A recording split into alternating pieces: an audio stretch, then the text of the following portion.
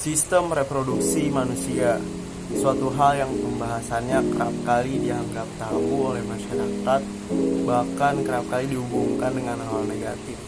Padahal sebenarnya hal ini sangat positif jika dipelajari, karena terdapat tujuan-tujuan positif dalam mempelajari hal ini. Apa saja sih tujuan-tujuan positif ya?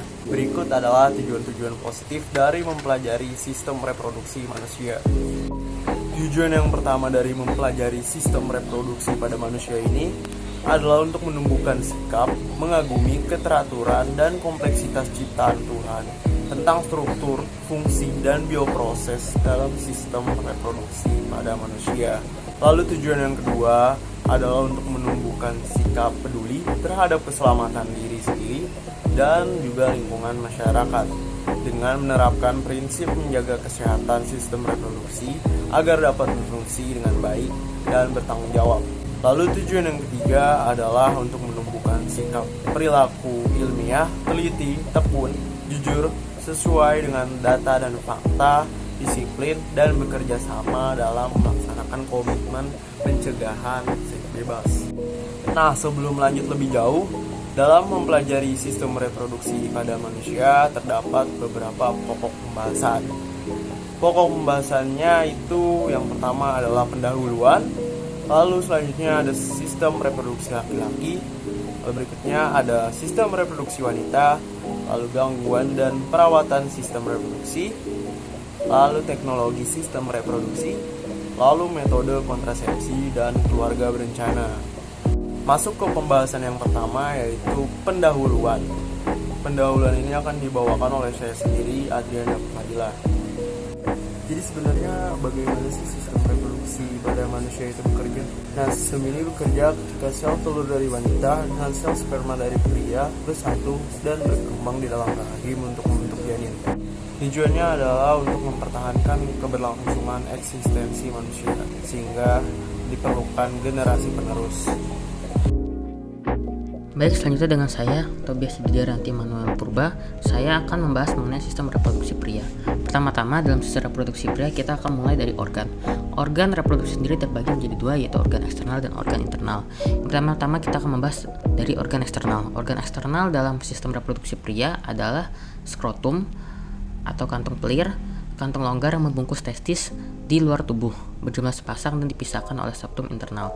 Selanjutnya adalah penis, memiliki beberapa bagian yaitu corpus cavernosum, corpus spongiosum, dan bukaan uretra. Lalu kita melanjutkan ke organ internal.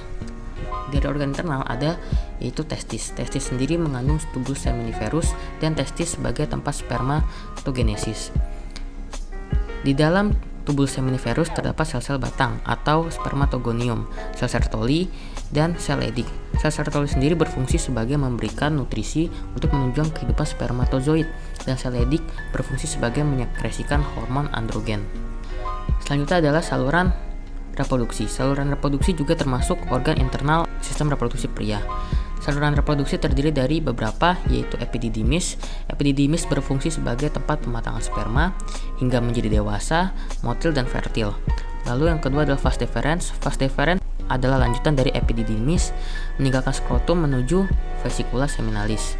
Lalu ada ductus ejaculatorius, berfungsi sebagai menerima sperma dari vas deferens dan menyalurkan sekresi ke vesicula seminalis. Dan yang terakhir adalah uretra. Uretra adalah saluran kelamin dari kantong semen dan saluran pembuangan urin dari kantung kemih sampai ke ujung penis. Selanjutnya kita akan membahas hormon-hormon dalam sistem reproduksi pria. Dalam sistem reproduksi pria, hormon umumnya terbagi menjadi tiga, yaitu hormon testiskular, hormon hipofisis, dan hormon hipotalamus. Pertama-tama kita akan memulai dari hormon testiskular. Contoh dari hormon testiskular adalah hormon testosteron.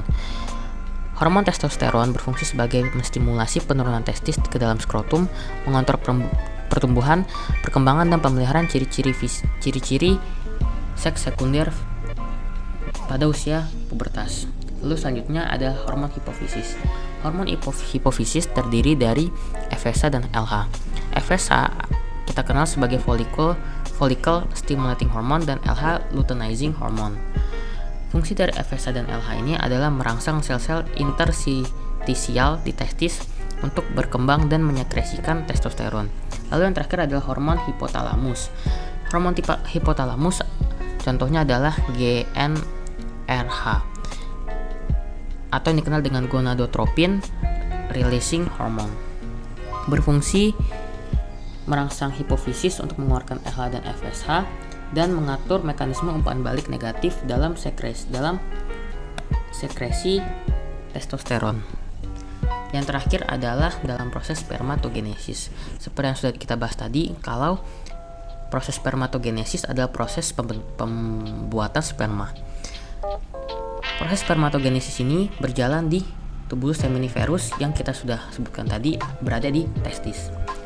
Spermatogenesis terbagi menjadi 4 bagian, yaitu mitosis, meiosis, spermiogenesis, dan spermiasi. Namun dalam meiosis, spermatosit mengalami perubahan, yang artinya meiosis itu ada 2, meiosis 1 dan meiosis 2. Pertama-tama kita akan bahas dari mitosis. Dalam mitosis, spermatogonium atau sel-sel batang 2N yang bersifat diploid dekat membran basalis tubulus seminiferus membelah secara mitosis menjadi spermatosit primer. Di situ masih bersifat diploid. Lalu selanjutnya adalah meiosis. Meiosis 1, spermatosit primer mengalami meiosis 1 menjadi spermatosit sekunder. Di sini sudah bersifat haploid karena sudah membelah menjadi 2. Lalu pada meiosis 2, spermatosit sekunder membelah lagi mengalami meiosis 2 menjadi spermatid. Di sini sudah bersifat haploid juga, yang artinya spermatosit sekunder yang tadi berjumlah 2 membelah masing-masing 2 berarti menjadi berjumlah 4. Lalu selanjutnya ada proses spermiogenesis. Spermatid yang tadinya belum memiliki ekor, belum memiliki leher, mengalami pematangan sehingga menjadi spermatozoa. Sudah menjadi spermatozoa artinya sudah menjadi sperma yang memiliki kepala, leher, dan juga ekor. Lalu selanjutnya adalah spermiasi atau pelepasan sperma ke lubang tubulus seminiferus, tubulus recti, rete testis, dan ductus efferent. Baik, sekian dari saya.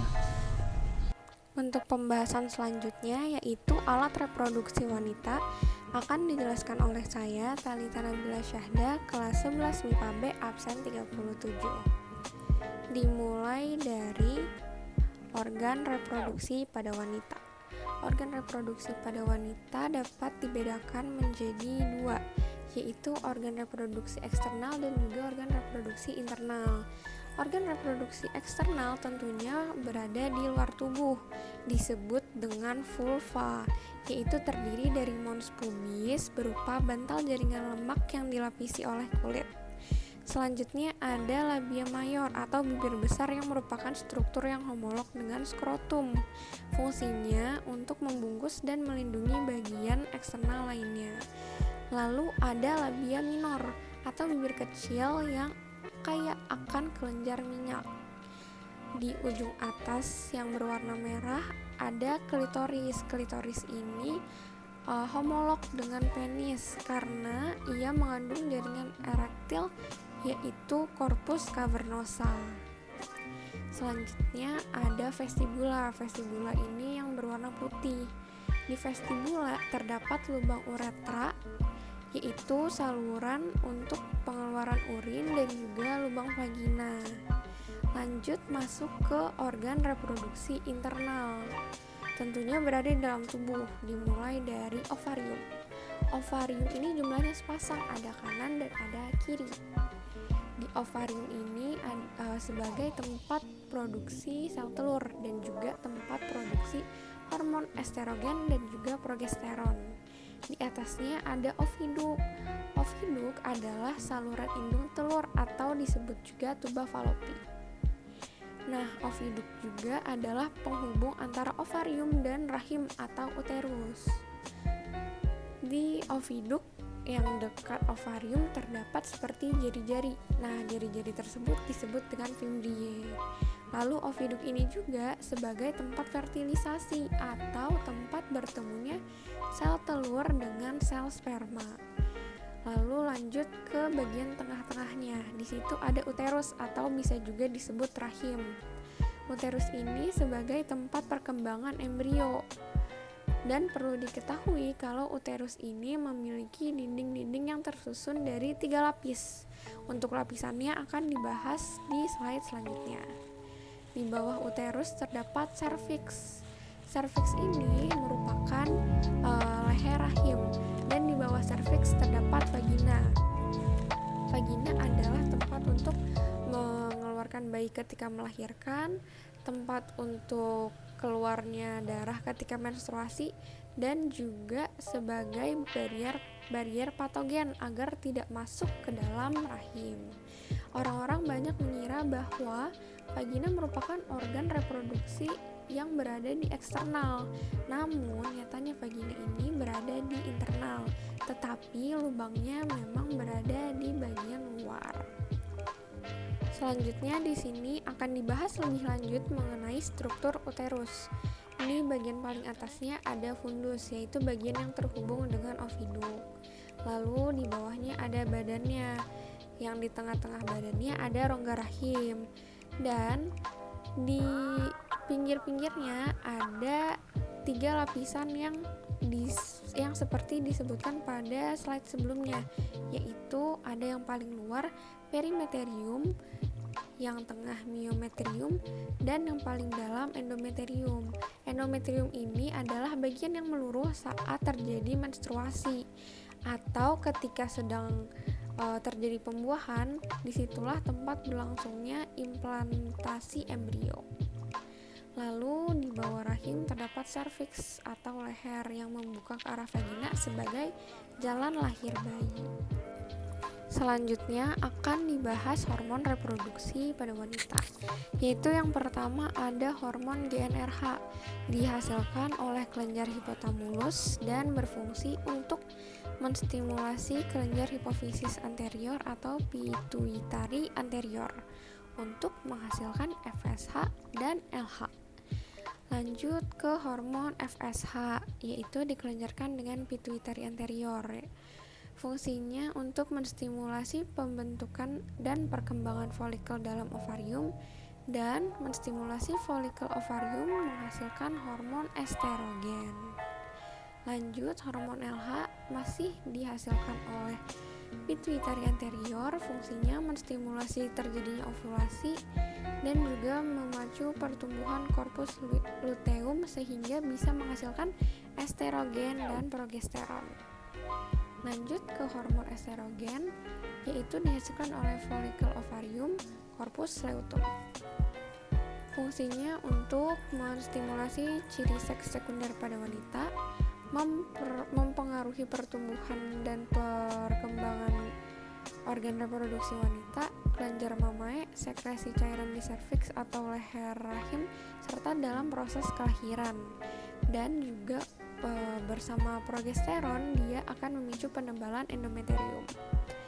Lanjut ke hormon progesteron, yaitu dihasilkan oleh korpus luteum, berfungsi untuk merangsang pertumbuhan endometrium uterus untuk persiapan implantasi, untuk menghambat kontraksi pada uterus, dan juga untuk meningkatkan viskositas mukus pada serviks. Yang terakhir ada inhibin, yaitu dihasilkan oleh folikel tersier korpus luteum, berfungsi untuk menghambat produksi FSH dan menurunkan LH pada level yang lebih rendah. Lanjut, kita bahas mengenai oogenesis. Oogenesis ini adalah proses pembentukan sel telur dan terjadi di ovarium. Nah, proses ini dimulai sejak wanita masih menjadi embrio, masih di dalam perut ibu, yaitu sel-sel germinal mengalami perkembangan, terus membelah secara mitosis menghasilkan oogenia atau oogenium. Nah, oogenium ini mitosis menghasilkan oosit primer, lalu oosit primer bermeiosis 1 atau membelah, tetapi berhenti sampai situ ketika bayi lahir. Dan ketika wanita sudah mengalami pubertas atau sudah memasuki masa pubertas, maka berlanjutlah oosit primer tersebut mengalami meiosis 1 atau pembelahan menjadi oosit sekunder dan badan polar 1. Nah, ketika oosit sekunder ini tidak bertemu dengan sel sperma di tuba Fallopi, maka ia akan meluruh dan keluar bersamaan saat terjadi fase menstruasi. Tetapi ketika dia berada di tuba Fallopi dan datanglah sel sperma, maka terjadilah meiosis kedua yang menghasilkan ootit, dan selanjutnya menghasilkan ovum dan juga badan polar 2. Lalu kita bahas mengenai siklus ovarium. Siklus ovarium ini adalah rangkaian peristiwa di ovarium yang membentuk siklik atau siklus.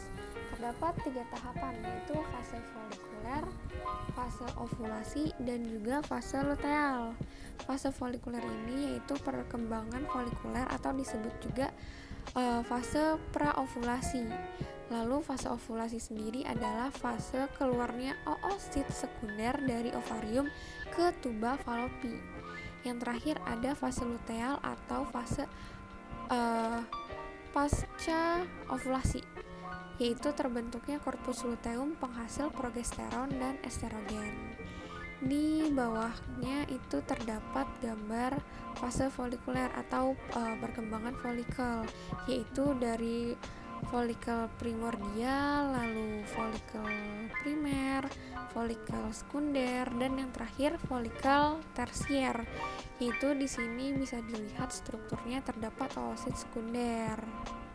Lalu selanjutnya dapat dilihat struktur oosit sekunder, yaitu terdiri dari badan polar, nukleus, sitoplasma, membran sel, zona pelusida, dan juga sel granulosa. Lanjut masuk ke siklus uterus atau siklus menstruasi.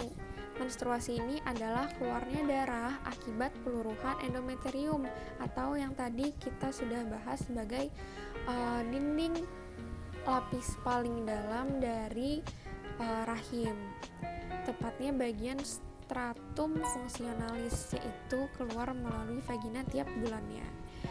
Bisa dilihat di sini ada struktur endometrium. Nah, siklus menstruasi ini meliputi 3 fase, yaitu fase menstruasi, fase proliferasi, dan juga fase sekretori.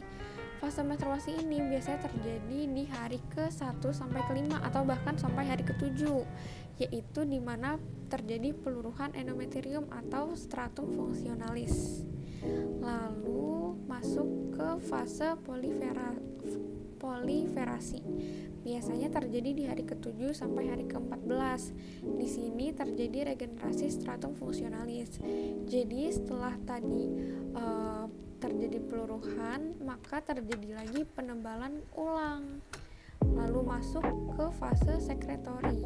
Fase ini adalah sekresi berbagai zat oleh stratum fungsionalis yang disiapkan untuk pertumbuhan dan perkembangan embrio.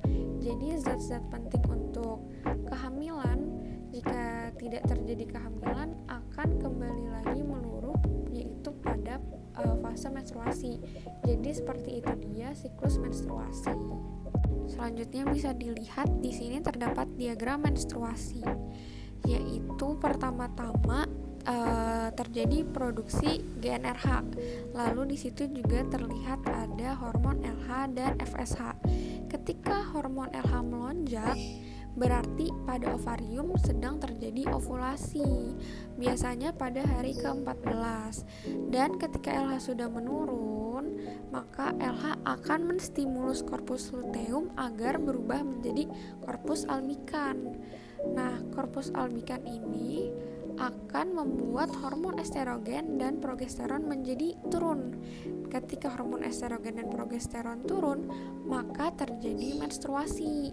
Dan juga ketika hormon estrogen dan progesteron turun, maka diproduksi ulanglah hormon GnRH, hormon FSH, dan hormon LH. Dan seperti itu dia.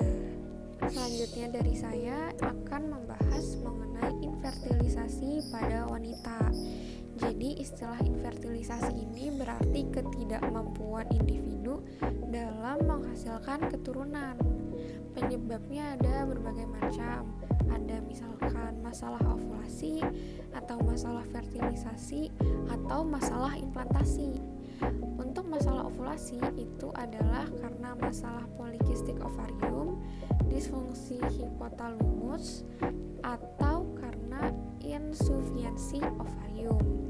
Sedangkan untuk masalah fertilisasi itu karena hambatan di oviduk atau tuba falopi, infeksi bakteri, operasi akibat kehamilan ektopik atau TBC panggul.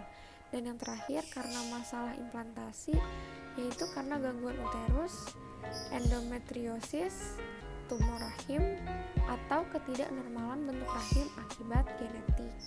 Jadi itu dia untuk pembahasan mengenai reproduksi pada wanita. Pembahasan berikutnya adalah gangguan sistem reproduksi dan perawatan organ reproduksi, akan dibawakan oleh saya, Prakasa Ira Nugroho. Yang pertama, gangguan sistem reproduksi. Ada 3, yaitu gonore, sifilis, dan HIV/AIDS. Gonore atau kencing nanah disebabkan oleh infeksi bakteri yang menular melalui hubungan intim, termasuk seks oral lewat mulut dan seks anal lewat anus. Seseorang lebih beresiko terkena gonore jika melakukan hubungan seksual yang tidak aman, misalnya sering berganti pasangan seks dan tidak menggunakan kondom. Selanjutnya adalah sifilis. Raja singa atau sifilis adalah penyakit menular seksual yang disebabkan oleh bakteri. Gejala sifilis diawali dengan munculnya luka yang tidak terasa sakit di area kelamin, mulut, atau dubur. Sifilis disebabkan oleh infeksi bakteri Treponema pallidum yang menyebar melalui hubungan seksual dengan penderita raja singa. Bakteri penyebab sifilis juga bisa menyebar melalui kontak fisik dengan luka di tubuh penderita. Lalu ada HIV/AIDS. HIV atau Human Immunodeficiency Virus adalah virus yang merusak sistem kekebalan tubuh dengan menginfeksi dan menghancurkan sel CD4. Jika makin banyak sel CD4 yang hancur, daya tahan tubuh akan makin melemah sehingga rentan diserang berbagai penyakit. HIV/AIDS juga disebabkan karena seks bebas. Lalu yang berikutnya adalah perawatan sistem reproduksi. Kita harus menjaga kesehatan organ reproduksi kita agar tidak terjadi hal yang tidak diinginkan seperti kemandulan, infertilisasi, dan lain-lain. Terutama pada saat remaja sekarang ini, jangan sampai kita terjerat pada pergaulan bebas yang berujung berhubungan intim sebelum menikah. Berikut cara-cara yang bisa kita lakukan untuk merawatnya. Yang pertama, memperbaiki kebiasaan buruk kita seperti begadang, makan makanan tidak sehat, dan lain-lain. Lalu mengganti pakaian dalam minimal 2 kali sehari. Lalu jangan sering menahan buang air kecil. Jika sudah ingin keluar, jangan ditahan. Lalu yang terakhir, jangan merokok. Ya itu saja dari saya, dilanjutkan oleh yang lain. Kembali lagi dengan saya Adrian Fadila, dan pembahasan kali ini adalah teknologi sistem reproduksi. Sebenarnya apa sih yang dimaksud dengan teknologi sistem reproduksi? Jadi teknologi sistem reproduksi adalah sistem rekayasa reproduksi hewan yang sudah dikembangkan dalam suatu proses penelitian yang dilakukan oleh para ahli ilmuwan. Teknologi ini juga telah diterapkan pada manusia agar sistem reproduksi semakin baik dan berkembang lagi. Berbagai teknologi tersebut dapat digunakan untuk memperoleh suatu hal yang tidak bisa kita dapatkan secara natural. Terdapat beberapa teknologi sistem reproduksi yang berkembang untuk saat ini. Yang pertama itu terdapat amniocentesis, yaitu teknik pengambilan cairan amnion untuk dianalisis secara genetik dan biokimia. Amniocentesis bertujuan untuk mendeteksi adanya kelainan genetik, misalnya siklemia atau hemofilia. Umumnya dilakukan terhadap wanita hamil yang berusia lebih dari 35 tahun atau penderita kelainan kromosom. Lalu ada juga teknologi ultrasonografi atau yang biasa dikenal dengan istilah USG. Teknik ini merupakan diagnostik menggunakan gelombang ultrasonik untuk menampilkan keadaan kesehatan organ internal, ukuran tubuh, dan jenis kelamin bayi dalam rahim ibu. Lalu terdapat juga teknologi fertilisasi in vitro atau yang biasa dikenal dengan istilah teknik bayi tabung. Teknologi ini dilakukan untuk membantu pasangan yang sulit mendapatkan keturunan. Mekanismenya, ovum difertilisasi dengan sperma pada media kultur untuk menghasilkan embrio. Lalu kemudian embrio tersebut diimplantasikan ke uterus agar terjadi kehamilan.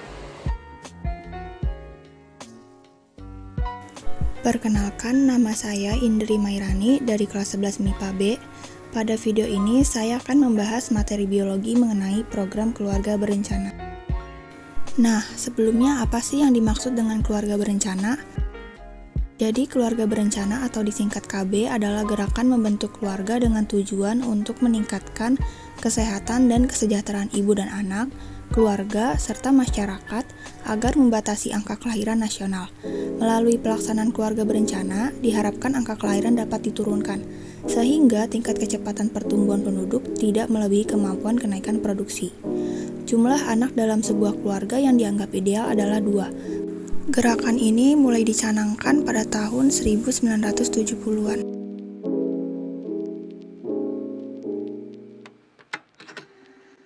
Selanjutnya, dalam pelaksanaan program KB, diperlukan metode-metode untuk menunda, menghindar, atau mencegah terjadinya kehamilan. Nah, berikut macam-macam metode kontrasepsi yang digunakan. Yang pertama, kontrasepsi alami. Kontrasepsi alami merupakan kontrasepsi yang berdasarkan pada sistem kalender. Jika kontrasepsi alami digunakan, pasangan tersebut tidak boleh melakukan hubungan seksual selama masa subur wanita. Yang kedua, ada coitus interruptus. Metode ini dilakukan dengan mengeluarkan penis dari vagina sebelum terjadinya ejakulasi. Yang ketiga, ada kontrasepsi kimiawi. Sesuai dengan namanya, kontrasepsi kimiawi digunakan dengan bantuan jeli, busa, krim, dan suppositoria spermisida atau pembunuh sperma. Zat-zat tersebut merupakan toksik bagi sperma sehingga sperma tidak bisa berkembang. Yang keempat, metode sawar mekanis, yaitu mencegah pergerakan sperma ke tuba falopi. Yang kelima, ada sterilisasi, merupakan metode permanen untuk mencegah penyatuan sperma dengan ovum melalui operasi. Yang keenam, ada vasektomi, merupakan proses pemotongan vas deferens. Setelah vas deferens dipotong, kedua ujung saluran diikat agar sperma tidak dapat mengalir, sehingga cairan semen tidak mengandung sperma. Yang ketujuh, ada tubektomi atau ligasi tubuh, yaitu pemotongan dan pengikatan saluran tuba falopi sehingga ovum tidak memasuki uterus. Setelah kita mengetahui metode-metodenya, sekarang saya akan membahas alat-alat yang digunakan untuk kontrasepsi. Yang pertama ada pil KB. Pil KB merupakan alat kontrasepsi yang paling umum digunakan. Alat kontrasepsi ini mengandung hormon progestin dan estrogen untuk mencegah terjadinya ovulasi.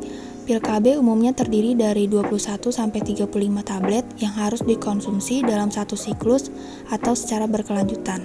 Terdapat juga kelebihannya, yaitu tingkat efektivitas tinggi dengan persentase kegagalan hanya sekitar 8%, dan haid menjadi lancar dan kram berkurang saat haid, tetapi ada pula jenis pil KB yang dapat menghentikan haid.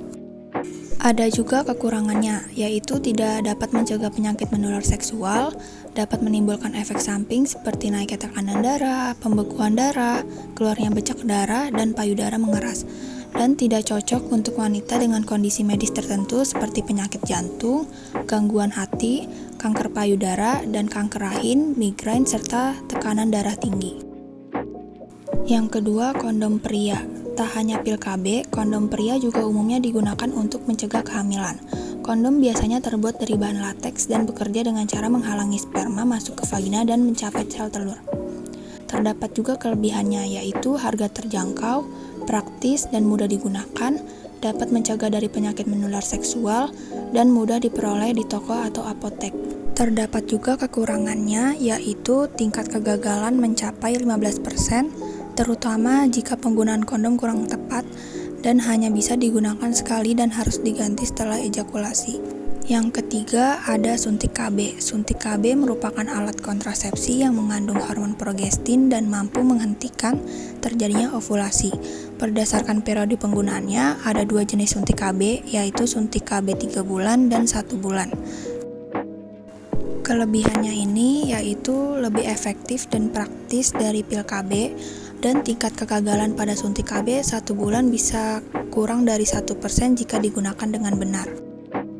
Terdapat juga kekurangannya, yaitu harga relatif mahal, perlu kunjungan secara rutin ke dokter atau bidan setiap bulannya, tidak memberikan perlindungan terhadap penyakit menular seksual, dapat menyebabkan efek samping seperti keluarnya bercak darah, siklus menstruasi menjadi tidak teratur, dan tidak dianjurkan untuk digunakan pada wanita yang memiliki penyakit, migrain, diabetes, sirotis hati, stroke, dan serangan jantung.